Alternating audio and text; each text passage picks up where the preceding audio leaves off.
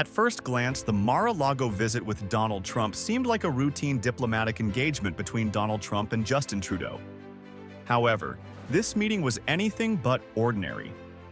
Some might wonder if it was a meeting of great minds across the political divide, or a clash of ideologies masked as polite diplomacy.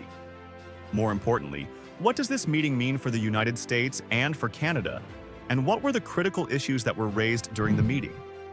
Stay tuned, and don't forget to subscribe for more insights and discussions on Canadian politics.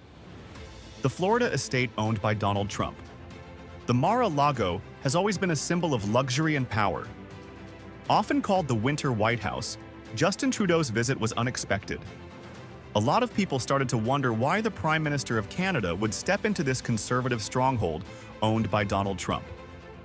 One of the main points of this meeting was to address the threat of tariffs, which is a concern that would impact Canada's economy. The current President Donald Trump, known for his stubborn stance on trade, pressed Justin Trudeau on issues about trade agreements and fairness when dealing with commerce across the border. The discussion hinted at a few economic consequences if Canada could not address the grievances of the United States. For Justin Trudeau, this was just an opportunity to navigate a diplomatic tightrope to protect the interests of Canadians while preventing a standoff economically. The conversation also veered into border security challenges. With the rise of drug trafficking, officials in the United States reported a 3-time increase in seizures of fentanyl across the border between the United States and Canada over the past year. The issue was also further complicated by illegal border crossing, with about 10 times the average number of individuals being caught sneaking into the United States. This was a serious issue for Donald Trump, but for Justin Trudeau, it was not. The dialogue between the Prime Minister and the United States President seemed productive on the surface, but it left a lot of critics wondering whether proper solutions were reached or if the meeting merely scratched the surface for more pressing issues.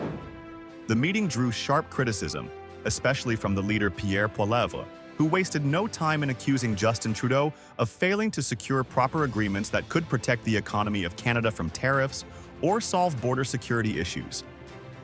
He labeled the visit as another diplomatic failure, labeling Justin Trudeau's leadership as out of touch and ineffective. Domestically, Pierre pointed out issues he claimed Justin Trudeau had ignored. He mentioned the skyrocketing price of housing, with cities like Vancouver and Toronto ranking among the most expensive in the country. He also mentioned a 37% increase in food prices, which was a rate faster than that of the United States, and also an increase in carbon taxes, which drove up costs for truckers and farmers.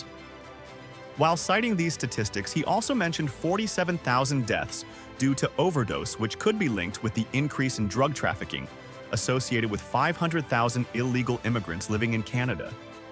He argued that Justin Trudeau's policies have left the country vulnerable, with weak borders and a strained economy.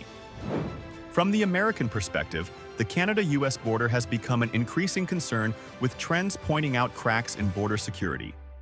The seizures of drugs by the Border Patrol at the northern border have tripled within the past year. Justin Trudeau's administration is already under scrutiny for promising international students permanent residency before quickly reversing the policy. His administration has been accused of creating a confusing and ineffective immigration system. The United States perceives these situations as an effect of poor border control and the mismanagement of policies, with several Americans questioning whether Justin is taking necessary steps to address these issues. The Mar-a-Lago meeting between Donald Trump and Justin Trudeau, despite being full of potential, concluded without an actual agreement of tangible results. Despite hours of discussions on important issues, there was no announcement of actionable plans or signed commitments to address these challenges. This ambiguity of the meeting has left several people wondering about the effectiveness of the meeting. Critics pointed out that Justin Trudeau seemed to return home empty-handed, with no practical way of avoiding potential tariffs on the United States or actual strategies to tackle drug trafficking across the borders. Adding intrigue is the symbolic nature of the meeting itself. Justin Trudeau, who is often associated with progressive ideals, and Donald Trump, who is often known for his conservative personality, presented an idea of the two countries coming together. The unexpected meeting raised a lot of concerns about the true purpose of the meeting. Some people thought that the meeting was a calculated way of testing Justin Trudeau's resolve, or a strategic chess play in North American politics. This encounter, believed to be a high-profile encounter, carries significant implications for the global standing of Canada.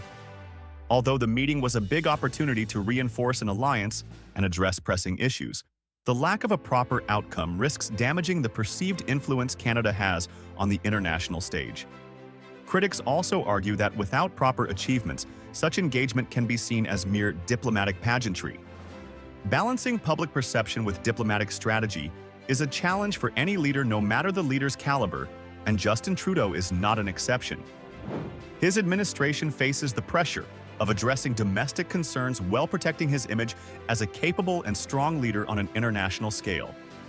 The Mar-a-Lago meeting, which seemed promising and ambiguous, does not really address the delicacy of modern diplomacy, where plans carry as much weight as tangible results.